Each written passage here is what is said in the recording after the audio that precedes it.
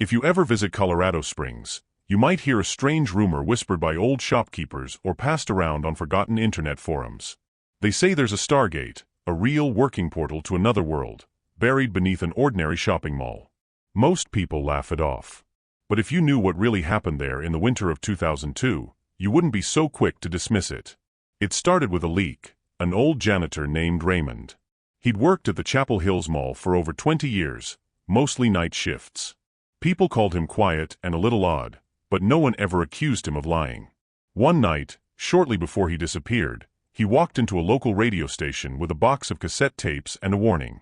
On the tapes were strange sounds, low humming noises, bursts of static, and what some listeners claimed were voices speaking in a language they didn't recognize. Raymond claimed they came from Level 3. The mall, built in the late 1980s, was advertised as having 2 floors. But Raymond insisted there was a third below ground. Not a storage area. Not a parking garage. A hidden level sealed behind a locked freight elevator that only a few people ever used. According to Raymond, that level didn't exist on any blueprint, and only a handful of government-cleared contractors had ever been down there.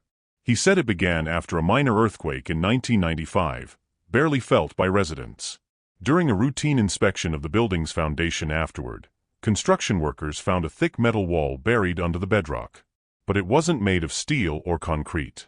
It was something else, something cold, smooth, and impossible to cut. The wall gave off a faint hum, like it was alive. A secret team from the Air Force was called in from nearby Cheyenne Mountain.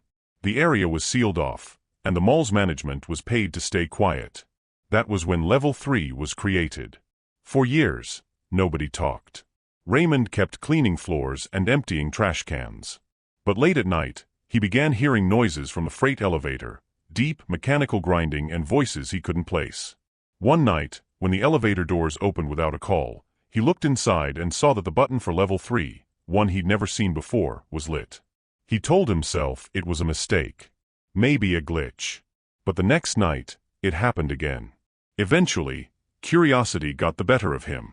He stepped in. When the doors opened, he expected to see storage boxes or tools. Instead, he found a large circular room with thick walls covered in strange symbols. In the center stood a ring, 10 feet tall, covered in markings that glowed faintly blue. Around it were cables, screens, and military personnel in black uniforms. No one noticed him at first. Then suddenly, alarms went off. A man in a lab coat shouted, "It's activating!" And the ring came to life. A whirlpool of light burst from the center, spinning like water caught in a drain. Wind whipped through the room. Raymond turned to run, but someone saw him. A soldier tackled him, and everything went black. He woke up hours later in a cold, empty corridor, with a warning ringing in his ears. You never saw this. You say one word, and you disappear. But Raymond couldn't forget what he saw. He started looking into strange disappearances around the mall. Security guards who quit suddenly, employees who vanished without resigning, and shoppers who entered but never left. One woman had gone into a dressing room at a clothing store and never came out. Her car was found in the parking lot, keys still in the ignition. The cameras in the store? Wiped. Over the years, Raymond collected what he could, recordings of strange sounds, blueprints showing sealed-off areas, and testimonies from others who had seen glimpses of Level 3. He believed the ring was not man-made, that it had been there long before the mall, before even the town itself. Covered by rock for centuries. The earthquake had simply exposed it. He claimed it was a Stargate, and that the government had been using it to send people, soldiers, scientists, maybe even civilians, into other worlds. He didn't know if they ever came back. But here's where things get even stranger. 2 days after Raymond gave his tapes to the radio station, he vanished. No note. No goodbyes. His apartment was left unlocked, and all his tapes, except for the ones already aired, were gone.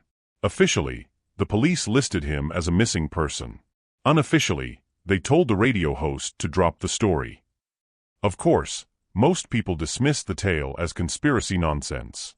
But others weren't so sure. A retired Air Force engineer living in Colorado Springs called the station a week later, using a voice modulator.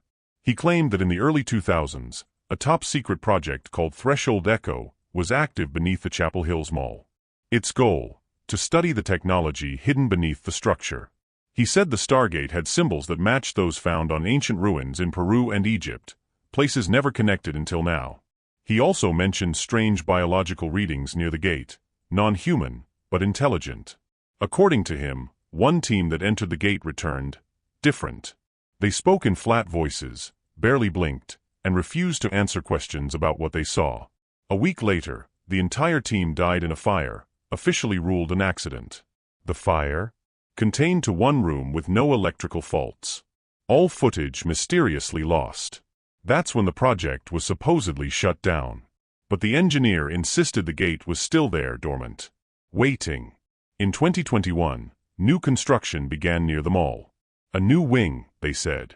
But workers reported GPS blackouts and radio interference underground. One worker claimed he saw a strange blue light coming from a tunnel near the foundation. A week later, he quit and moved to Arizona. When a local blogger tried to interview him, he refused to speak. So what's the truth?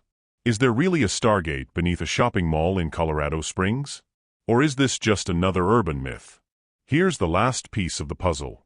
In June 2023, satellite imagery picked up an odd energy reading from the coordinates of the mall, only for a few seconds. It looked like a power surge, but no nearby transformers were affected.